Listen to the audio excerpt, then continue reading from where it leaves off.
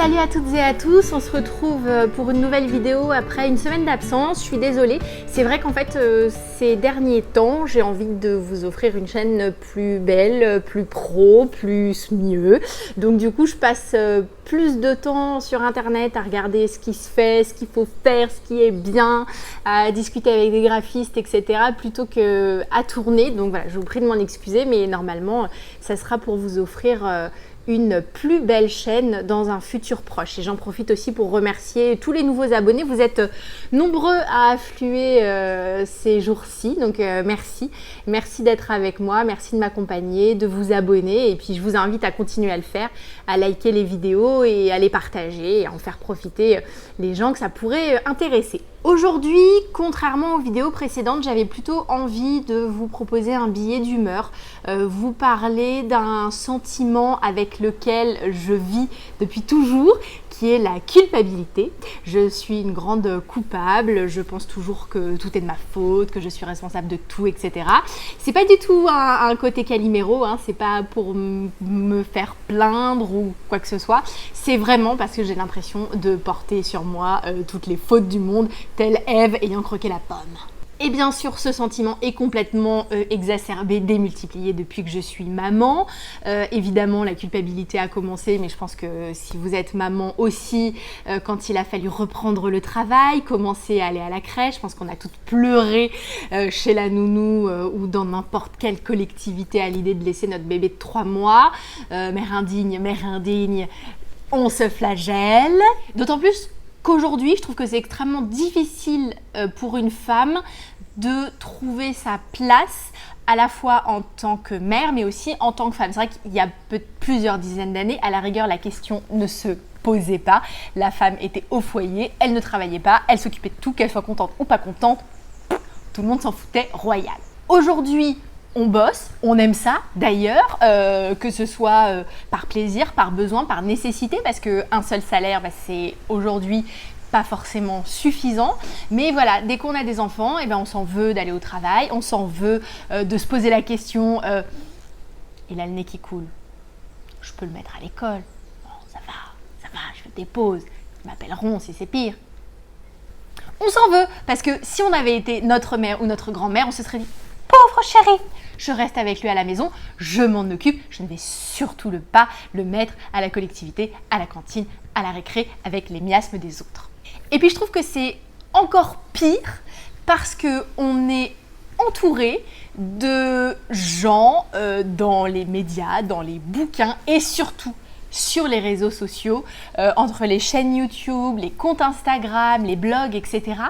On voit plein de mamans ultra parfaites qui sont toujours coiffées, maquillées, avec des enfants qui sont eux-mêmes beaux, bien habillés, propres, jamais sales, alors que toi, ton gamin, il est recouvert de compote des pieds à la tête, que tu as juste envie de mourir parce que tu passes ta vie en pyjama et que tu penses que ton maquillage est probablement périmé depuis la naissance de tes enfants. Et tu vois ces nanas-là et tu te dis, mais comment font-elles?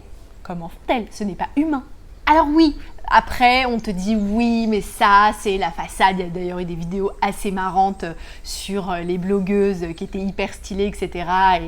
Et qui en fait avaient une vie pourrie par ailleurs parce que c'était juste de la façade. Mais il n'empêche que c'est dans le fond de notre rétine et on y pense. Et quand on se regarde le matin dans la glace, on se dit mais waouh, pourquoi j'arrive pas à être comme ça?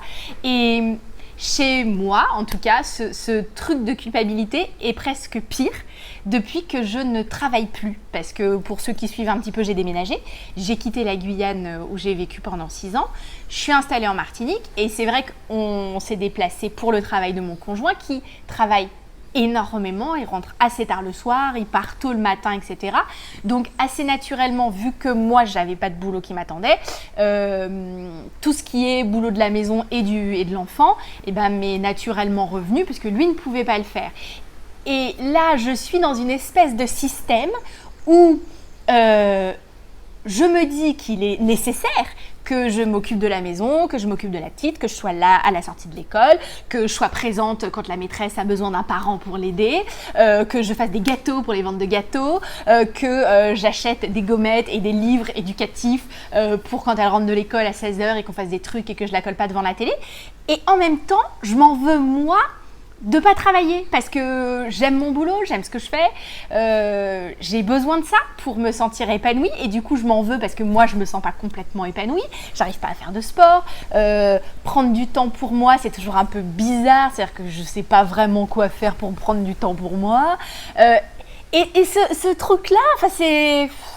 Et j'ai beau relativiser, j'ai beau me dire « mais non, faut pas t'en vouloir, tu ne fais qu'en rajouter, c'est pire que tout, machin », je ne peux pas m'en empêcher. Parce que je me dis, alors oui, c'est sûr, si je me remets à travailler et si j'arrive à décrocher un truc et à proposer des émissions et à proposer des concepts et à proposer des trucs sympas, je serai plus épanouie dans la maison, ce sera plus sympa pour mon mec, pour ma fille, etc.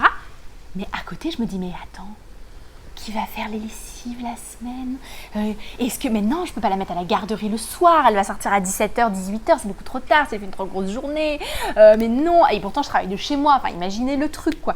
Et j'arrive pas à franchir ce cap et en fait j'ai envie de bosser, mais j'arrive pas à complètement me motiver pour vraiment trouver un truc parce que je m'en voudrais de laisser tomber ma famille.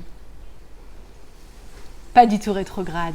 Alors, il y a certaines mamans qui se sont complètement affranchies de cette espèce de pression à la mère parfaite, qui ont écrit des bouquins sur les mères imparfaites, sur voilà, les mères qui faisaient de leur mieux. Et d'ailleurs, je crois que c'est ce qu'on fait toutes, d'ailleurs. On fait de notre mieux, on fait ce qu'on peut de la meilleure façon possible. Hein. De toute façon, il n'y a pas le choix. Alors mes solutions pour se sortir de ce truc-là, je vous avoue que là, si j'en avais des magiques, je vous les donnerais. Ce qui est vrai, c'est que je pense que ce qui est important, c'est d'arriver à prendre du temps pour soi, quel qu'il soit. C'est un truc que j'ai appris très récemment avec Hélène Bonhomme et les Fabuleuses au foyer. D'ailleurs, je vous embrasse toutes les fabuleuses. Si jamais vous regardez ces vidéos, je pense bien fort à vous. Je pense qu'on aura l'occasion d'en parler dans une prochaine vidéo. Mais prendre du temps pour soi et je pense surtout qu'il faut s'accorder le temps de la réflexion et se demander ce dont on a vraiment envie soi et ce qu'on aimerait vraiment faire nous en fait.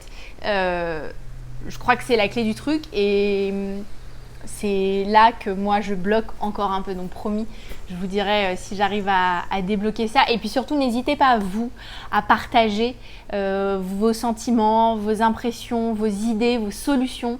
N'hésitez pas à le dire en commentaire, je pense que ça peut être sympa de partager entre nous un peu voilà, à la fois nos déboires et en même temps nos tips de maman pour que tout se passe mieux et qu'on se sente moins coupable en permanence.